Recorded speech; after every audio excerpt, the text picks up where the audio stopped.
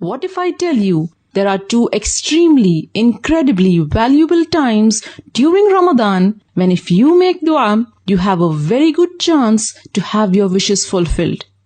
Wow. So listen up. O Messenger of Allah sallallahu alaihi wasallam, which dua is most heard or most accepted?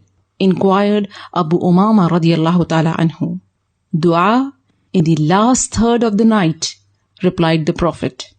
This is the time before Fajr. So why is this time so special? Because Allah subhanahu wa ta'ala has specified this hour for His majestic descent. He descends every night to the lowest heaven and calls out to those who will invoke Him. Yet this is the time when we are the most negligent, because we are fast asleep and it's not easy to leave the comfort of your bed and choose to wake up and make dua. You won't do this unless you have a persuasive ikhlas, sincerity and an overwhelming raghaba, desire. You won't leave your coziness unless you truly believe and are sure and confident that Allah will respond to you when you call upon Him at this hour. You won't leave your slumber unless you are truly sincere and genuine to get what you want. You won't leave your relaxation unless you are heartfelt in your tawbah and seeking forgiveness. So when you display this unwavering ikhlas and raghbah and abandon your bed to invoke your Rabb at this time, Allah promises a sure positive response to your call. He comes down to the lowest heaven and says, "Who will call upon me so that I may answer him?" Allah has promised to give you what you ask of Him at this time. He says, "Who will ask me so that I may give him?" He has promised to forgive you if you ask His forgiveness at this hour. He says, "Who will seek my forgiveness so that I may forgive him?" So this is an incredibly honorable and special time which you should not miss. At least not during Ramadan, because the virtues of this great month make this hour more special and virtuous. And surely it is easier to catch up with this time during Ramadan than outside it, because you do get up for suhoor, don't you?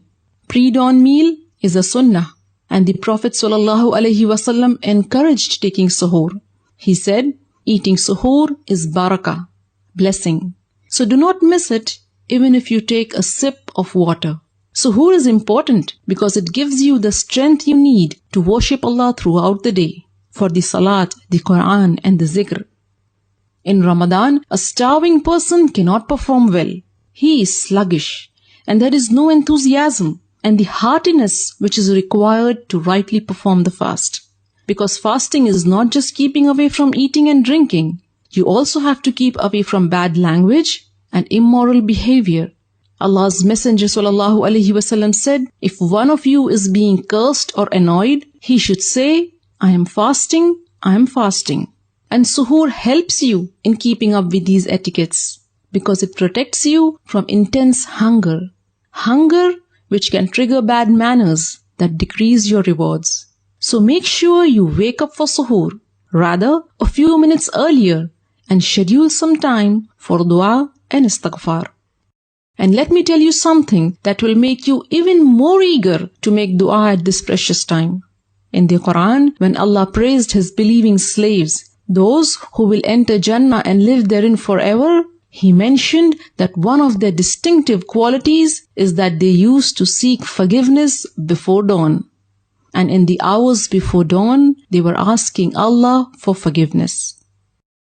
And the other valuable opportunity for dua arrives just before Maghrib. When you are hungry and thirsty and you feel your weakest, you realize how vulnerable you are, how weak you are without just the daily basic needs which Allah provides for you. It is at this time that you are truly, truly humbled. And the dua you make with this humbleness in your heart is more likely to be answered. But aren't we always too busy preparing iftar at this hour? So much that we don't realize that these precious moments are slipping away, unnoticed and unused. But not anymore, my dear sister. Inshallah, this Ramadan, let's wrap up our chores and close the kitchen a few minutes before iftar for dua and istighfar. Did this video help you get eager to grab the best opportunities for dua? Then help me spread the word. Share this video with family and friends. May Allah subhanahu wa ta'ala accept our duas and make us amongst those who benefit from the blessed hours of Ramadan. Ameen Ya Rab.